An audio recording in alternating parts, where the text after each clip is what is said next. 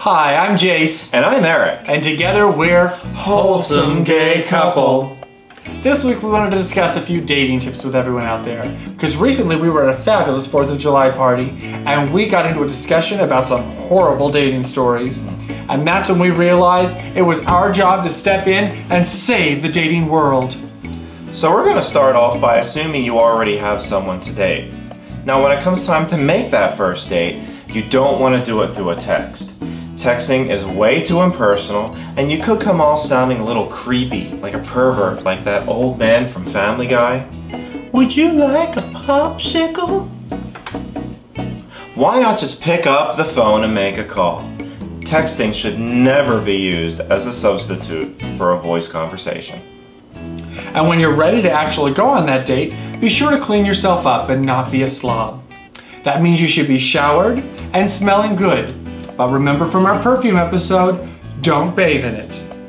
You should be dressed nicely. A t-shirt is acceptable so long as it doesn't have any colorful 4-letter words or pit stains. Ew.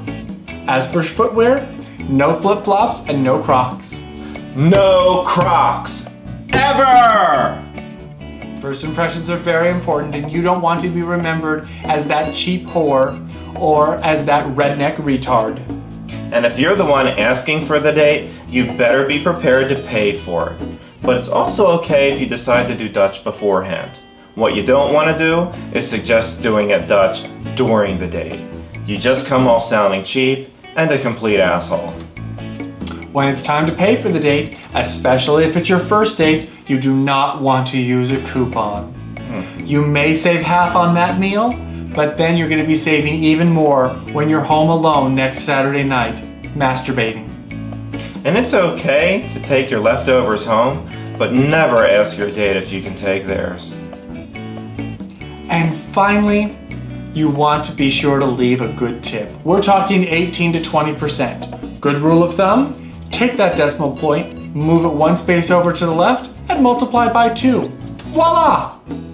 Generous tip equals generous heart. Aww. Speaking of generous hearts, let's take a letter. This letter comes from Sarah.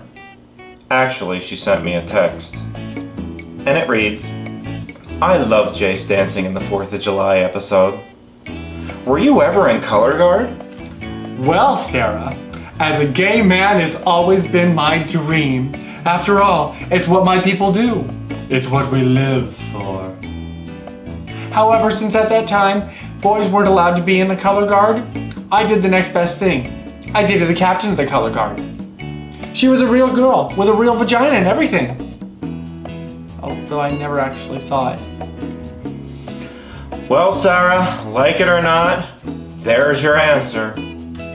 So remember everybody, to stop by our website at www.wholesomegaycouple.com and submit your questions, and we'll read them right here on the air.